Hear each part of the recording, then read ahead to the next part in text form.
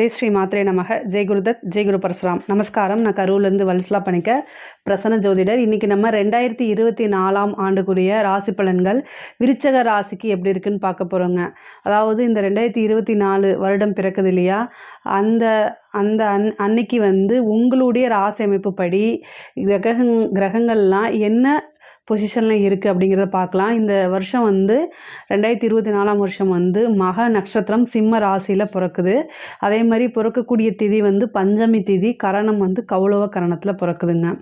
உங்களுடைய ராசி அமைப்பு படி, அதாவது உங்களுடைய ராசியிலேயே சுக்கிரன் புதன் சேர்ந்துருக்கு. 2ஆம் இடத்துல சூரியன் செவ்வாய், 5ஆம் இடத்துல சனி, 4ஆம் இடத்துல சனி இருக்கார், 5ஆம் இடத்துல ராகு, 6ஆம் இடத்துல குரு இருக்கார், 10ஆம் இடத்துல சந்திரன், 11ஆம் இடத்துல கேது.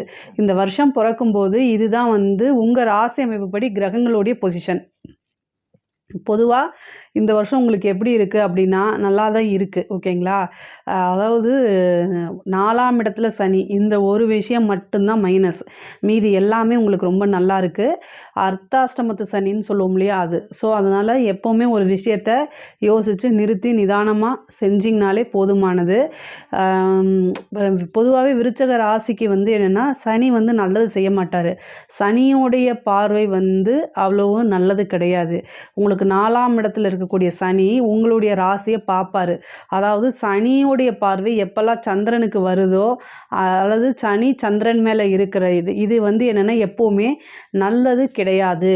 நல்லது கிடையாதுன்னு என்னென்னா சனிக்கு சந்திரனுக்கும் பகை, சனிக்கும் செவ்வாய்க்கும் பகைங்க.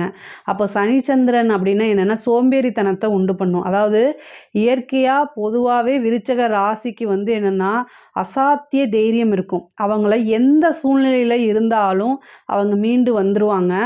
அதே மாதிரி அவங்கக்கிட்ட இருக்கக்கூடிய எல்லா சொத்தையும் எடுத்துட்டு திரும்ப அவங்கள ஜீரோவில் விட்டுவீங்கன்னா அவங்கக்கிட்டேருந்து நீங்கள் என்ன வாங்கினீங்களோ அதை விட 2 மடங்கில் நிற்பாங்க. அந்த அளவுக்கு அவங்களுக்கு கேபபிலிட்டி இருக்குது.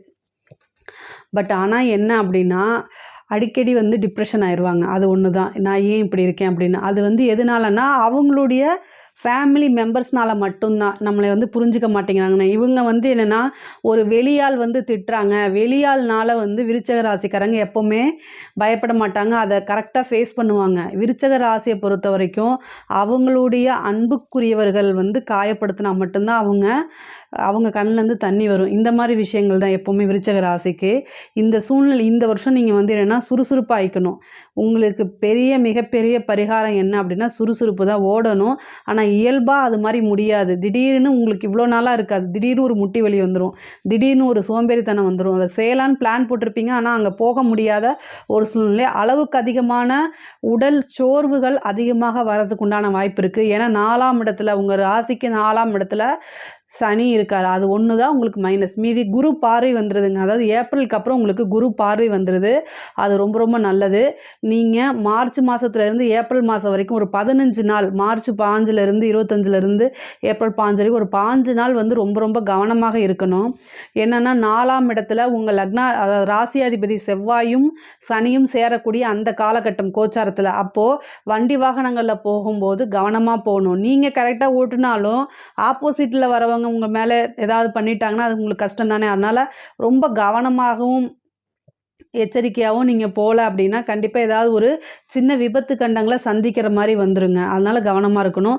தொழிலை பொறுத்த வரைக்கும் உங்களுக்கு ரொம்ப நல்லா இருக்குது. இந்த குரு பயிற்சிக்கு அப்புறம் உங்களுக்கு ஆஃப்டர் ஜூனுக்கு அப்புறம், அதாவது ஏப்ரல் மே ஜூன்லலாம் உங்களுக்கு நல்ல தொழில் நல்ல டெவலப்மெண்ட் கிடைக்கும். அதாவது புதுசாக தொழில் தொடங்குறதுக்கு இது ரொம்ப நல்ல டைமு. உங்களோட ஜாதகத்தில் தொழில் ஸ்தானம் எப்படி இருக்குங்கிறத ஒரு கிளான்ஸ் பார்த்துட்டு ஆரம்பிச்சுக்குங்க. தொழிலை பொறுத்த வரைக்கும் ரொம்ப சூப்பராக இருக்குது. புதுசாக ஸ்டார்ட் பண்ணலாம். அதே மாதிரி ஏற்கனவே தொழில் இருக்கவங்க இந்த டைமில் என்னென்னா உங்களுக்கு நல்ல பிஸ்னஸ் நல்ல ஸ்டார்ட் அப் ஆயிரும் உங்களுக்கு. அதை நீங்கள் என்ன செய்யணும் அப்படின்னா சுறுசுறுப்பாக, அதாவது நீங்கள் சுறுசுறுப்பை மட்டும் இன்க்ரீஸ் பண்ணிக்கணும், போய் பார்த்துக்கணும். ஆனால் நல்லபடியாக போகுங்க. பிஸ்னஸை பொறுத்த வரைக்கும் இந்த வருஷம் ரொம்ப சூப்பராக இருக்குது. வேலையில் இருக்கவங்களுக்கு ரொம்ப நல்லா இருக்குது. அதாவது உங்களுக்கு வேலையும் உங்களுக்கு ரொம்ப நல்லா இருக்குது. ஒரு சிலருக்கு உத்தியோக மாற்றங்கள்லாம் கிடைக்கும். ஏன்னா குரு பயிற்சிக்கு அப்புறம் என்னென்னா தொழில் மாற்றம், வேலை மாற்றம், உத்தியோக மாற்றம், அதாவது இடமாற்றங்கள் உறுதியாக உண்டு. நீங்கள் பார்த்துட்டு இருக்க வேலையிலேருந்து ப்ரொமோஷன் கிடைக்கிறது, அதே அதே மாதிரி வேறு இடத்துல ட்ரான்ஸ்ஃபர் ஆகிறதுக்கு உண்டான அமைப்புகள், நீங்கள் எதிர்பார்த்தாலும் எதிர்பார்க்கலாம் திடீர்னு ஒரு மாற்றங்கள் உங்களுக்கு உறுதியாக உண்டு. எப்போ அப்படின்னா ஏப்ரலுக்கு அப்புறம் உங்களுக்கு உறுதியாக உண்டு. அதாவது 11ல் வந்திருக்கக்கூடிய கேது வந்து என்னென்னா நல்ல லாபஸ்தானம், அதாவது லாபத்தை வந்து உண்டு பண்ணுவார். ஏன்னா இந்த வருஷமே பிறக்கிறது வந்து என்னென்னா கேதுவோட மக நட்சத்திரம்ங்கிறது கேதுவோடது. அது உங்கள் ராசிக்கு என்னென்னா 11ல் தான் இருக்குது. அப்போ வந்து இந்த வருஷம் பொறுத்த வரைக்கும் உங்களுக்கு நல்ல லாபங்கள், நீங்கள் கரெக்டாக பிளான் பண்ணிங்க அப்படின்னா நல்ல லாபங்கள், நல்ல மைண்டு, அதை கரெக்டாக நீங்கள் யூஸ் பண்ணிக்கணும். விருச்சக ராசியை பொறுத்த வரைக்கும் வந்து இயற்கையாகவே வந்து உங்களுக்கு பின்னாடி எப்படி தான் அதாவது என்ன நடக்க போகுதுங்கிறத முன்னாடியே ஜட்ஜ் பண்ணி அதுக்கு தகுந்த மாதிரி பிளான் போட்டெல்லாம் பண்ணக்கூடிய கெப்பாசிட்டியான ஆள் தான் நீங்கள். அதை இந்த வருஷம் பண்ணுங்கள், சூப்பராக மேலுக்கு வந்துடலாம். அதே மாதிரி ராகு 5ஆம் இடத்துல இருக்குது. திடீர்னு ஒரு அதிர்ஷ்டம் வரும். பூர்வீக சொத்துக்கள் அதெல்லாம் உங்களை தேடி வரும். அதாவது அதில் ஏதாவது இருந்துச்சுன்னா கூட, வில்லங்கங்கள்லாம் இருந்துச்சுன்னா அதெல்லாம் சால்வ் ஆகி உங்களுடைய இதுக்கு வந்துடும். அதே மாதிரி கோர்ட்டு கேஸ்னு ஏதாவது பிரச்சனை இருந்தாலும் அதுவும் சால்வ் ஆகிறதுக்கு உண்டான அமைப்புகள் இருக்குது. குரு வந்து 7ஆம் இடத்துக்கு வரும்போது எல்லாமே உங்களுக்கு நிவர்த்தி ஆயிடும். அதே மாதிரி கடன் பிரச்சனைகள், அது வந்து என்னென்னா இந்த வருஷம் வந்து உங்களுக்கு கடன் பிரச்சனைகள் இருக்காது. கடன்லேருந்து நிவர்த்தி ஆகிறதுக்கு உண்டான வாய்ப்புகளும் கிடைக்குங்க. பொதுவாக நீங்கள் அந்த 5ல் ராகு இருக்கும்போது என்ன திடீர்னு ஒரு அதிர்ஷ்டம் வரும். இது மாதிரி செஞ்சால் நமக்கு அதிர்ஷ்டம் கிடைக்குன்னு ஏதாவது உங்களுக்கு மனசில் தோணுச்சு அப்படின்னா அந்த விஷயத்தை நீங்கள் செய்யுங்க. அதாவது நான் வந்து புதையல் லாட்ரி அது மாதிரிலாம் வந்து ஊக்குவிக்க மாட்டேன். பட் ஆனால் இந்த டைம் உங்கள் மனசுக்கே ஒரு சில விஷயம் தோணும், இந்த மாதிரி விஷயங்கள் நம்ம பண்ணுனா நமக்கு இது வரும் அப்படின்னு நினச்சிங்கன்னா அந்த விஷயத்தை தாராளமாக செய்யுங்க. ஆனால் ஓவர் இன்வெஸ்ட்மெண்ட் பண்ணாதீங்க. அதாவது உங்களால் எவ்வளோ முடியுதோ அது, நீங்கள் ஒரு 500 போட்டு 5000 வந்துச்சுன்னா அது உங்களுக்கு அதிர்ஷ்டம் தானே, அது மாதிரி ஒரு விஷயங்களை சொல்கிறேன். பட் ஆனால் 500 போனாலும் அதை பற்றி உங்களுக்கு கவலை இல்லைல்ல, அந்த மாதிரி ஒரு விஷயம் ஏதாவது உங்களுக்கு தேடி வந்துச்சுன்னா அதை மிஸ் பண்ணாமல் நீங்கள் செய்யுங்க. அதை தான் நான் சொல்ல வரேன். அப்புறம் வந்து படிக்கக்கூடிய குழந்தைங்களுக்கு வந்து என்னென்னா ரொம்ப சோம்பேறித்தனமாயிரும். 4ல் இருக்க மந்தத்தை ஏற்படுத்தும். 4ல் இருக்கக்கூடிய சனி என்னென்னா மந்தத்தை ஏற்படுத்திடும். நாளைக்கு படிக்கலாம்னு சொல்லலாம், இல்லைனா ஒரு வந்து ஞாபக மறதி இந்த மாதிரி ஏற்படுத்திடும். ஃபோனை எடுத்து வச்சிங்க அப்படின்னா ஹோம்ஒர்க்கை பார்க்காம வேறு ஏதாவது இன்ஸ்டா இந்த மாதிரி இதெல்லாம் பார்த்துக்கிட்டு இருக்கணும்னா அமைப்புகள் இருக்குது. ஸோ அதனால் கவனமாக இருக்கணும். படிப்பு தான் வாழ்க்கையை வழி நடத்தி அடுத்த ஸ்டேஜுக்கு எடுத்து செல்லும். அதை வந்து நீங்கள் மனசில் வச்சுட்டு என்ன செய்யணும் அப்படின்னா படிக்கணும். உயர்கல்வி படிக்கிறவங்களுக்கு இது ஒரு நல்ல ஆப்பர்ச்சுனிட்டி. 7ல் குரு வந்திருக்காரு. வந்து ஒரு சிலருக்கு ஸ்காலர்ஷிப் கிடைக்கும். படிக்கிறதுக்காக வெளிநாடு போகிறது, வெளி மாநிலங்களுக்கு போகிறது அது மாதிரி இருக்கும். அதே படித்து முடித்தோன்னே உங்களுக்கு காலேஜ்லேயே வந்து என்னென்னா பிளேஸ்மெண்ட் கிடைக்கிறதுக்கு உண்டான வாய்ப்புகள் இருக்குது. ஒரு சிலருக்கு நல்ல இடத்துலையே பிளேஸ்மெண்ட்டு, வெளி மாநிலங்கள் வெளிநாடு போகக்கூடிய ஆப்பர்ச்சுனிட்டிஸும் உண்டு. படித்து முடித்தோன்னே அதாவது வேலை கிடைக்கிறது இந்த வருஷம் உறுதியாக உண்டு. கரெக்டாக நீங்கள் ட்ரை பண்ணிங்க அப்படின்னா கிடச்சிருங்க. ஏன்னா அந்த மாதிரி பொசிஷனில் இருக்குது, எல்லா கிரகமுமே நல்ல பொசிஷனில் இருக்குது. கணவன் மனைவி அதாவது திடீர்னு வந்து என்னென்னா, அதாவது ஆல்ரெடி ஏதாவது மேரேஜில் இது மன வாழ்க்கையில் பிரச்சனை பிரிஞ்சிருந்தவங்க கூட திடீர்னு சேர்றதுக்கு உண்டான உங்களுடைய கருத்து வேறுபாடுகள்லாம் நீங்கி கணவன் மனைவியிடையே ஒற்றுமை நிகழும். பிரிந்தவர்கள் வந்து சேர்றதுக்கு உண்டான வாய்ப்புகள் இருக்குது. அதே மாதிரி திருமணத்தை பொறுத்த வரைக்கும் அதாவது மே மாதத்துக்கு அப்புறம் வந்து திருமண வாய்ப்புகள் உறுதியாக உண்டு. திடீர் திருமணம் நடக்கும். அதாவது காதலிச்சவங்க வந்து என்னென்னா திருமணம் அடுத்த ஸ்டேஜுக்கு என்னென்னா திருமணம் போகிறதுக்கு உண்டான வாய்ப்புகள். ஏன்னா 5ல் வந்திருக்கக்கூடிய ராகு வந்து காதல் திருமண யோகத்தை கொடுக்குங்க. அதாவது 7ல் குரு வராரு, 5ல் ராகு இருக்குது, 11ல் கேது இருக்குது. இதெல்லாம் என்னென்னா பெரியோர்களால் காதல் திருமணம் அங்கீகரிக்கப்பட்ட ஆசீர்வாதத்தினால, அதாவது பெரியவர்களுடைய ஆசீர்வாதத்தினாலேயே அதை நடக்கிறதுக்கு உண்டான வாய்ப்புகள் இருக்குது. அப்புறம் ஆல்ரெடி ஏதாவது ராகு கேது வந்து என்னென்னா சில டைம் என்னென்னா பிரிவினையும் கொடுத்துரும். காதல் ஏதாவது பிரச்சனை அப்படின்னா அது பிரேக்கப் வரைக்கும் போகிறதுக்கு உண்டான வாய்ப்பும் இருக்குது. அதே மாதிரி பெண் குழந்தைங்க 5ஆம் இடத்துல வந்து ராகு வரும்போது அவங்க படிச்சுட்டு இருக்கவங்களுக்கு லவ் வரதுக்கு உண்டான வாய்ப்பு இருக்கும். அதனால் அதில் கவனமாக இருங்க. பேரண்ட்ஸ் விருச்சக ராசியில் யார் யாரெல்லாம் பெண் குழந்தைகள், ஆண் குழந்தைகளும் பாதுகாக்கப்பட வேண்டியவங்க தான். அதாவது 5ஆம் இடத்துல ராகு வந்திருக்கு. இவங்க காலேஜ் படிச்சுட்டு இருப்பாங்க. காலேஜ் முடித்து என்ன செய்யணும், அடுத்தது ஹையர் ஸ்டடீஸ்க்கு போகணும், இல்லைனா அவங்களுடைய கெரியரை சூஸ் பண்ணணும். அதாவது அவங்க என்ன ஜாப் போகணும் அப்படின்னு பார்க்கணும். இந்த 5ல் வந்திருக்கக்கூடிய ராகு தேவையில்லாத எண்ணங்களை புகட்டிடும் உங்களுக்கு. அதுவும் அந்த 5ஆம் இடம்ங்கிறது மீன ராசியாக வருது. அந்த இடத்துல புதன் மட்டும் யாருக்காவது இருந்துச்சுன்னு வச்சுக்கோங்களேன், உறுதியாக காதல் அப்படிங்கிறது அவங்களுக்கு வந்துடும்.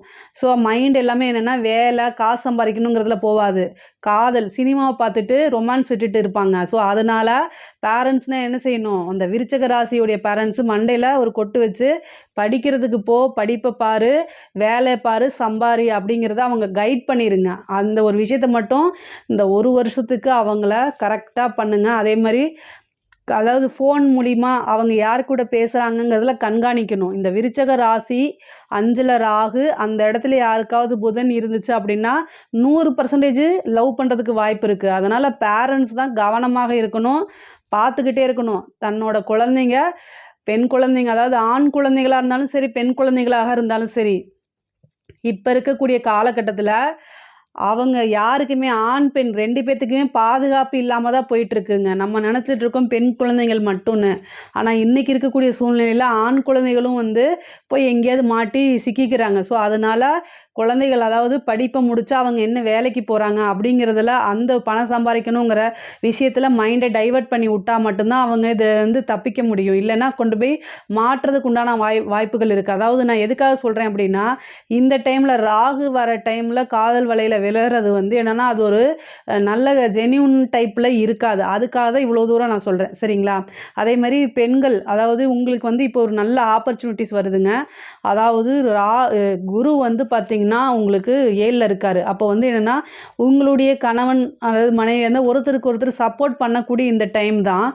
உங்களுடைய அபிலாஷைகள், அதாவது நீங்கள் ஏதாவது ஒரு விஷயம் ஸ்டார்ட் பண்ணணும் அப்படின்னு நினச்சிங்கன்னா, அதை நீங்கள் உங்களுடைய பார்ட்னர்கிட்ட சொல்லுங்கள். அது ஒருத்தருக்கு ஒருத்தர் கண்டிப்பாக சப்போர்ட் பண்ணிக்கக்கூடிய டைம் தான் இதுவாக இருக்குது. 4ஆம் இடத்துல இருக்கக்கூடிய ராகு வந்து ஒரு பிஸ்னஸை ஸ்டார்ட் பண்ணுறதுக்கு உண்டான அமைப்பை சனி வந்து உங்களுக்கு ஒரு பிஸ்னஸை ஸ்டார்ட் பண்ணுறதுக்கு உண்டான அமைப்பை ஏற்படுத்தி கொடுப்பாரு. இந்த ஆப்பர்ச்சுனிட்டியை கரெக்டாக யூஸ் பண்ணிங்க அப்படின்னா அடுத்தடுத்த லெவலுக்கு நீங்கள் உங்களோட வாழ்க்கை தரத்தை உயர்த்த முடியும்.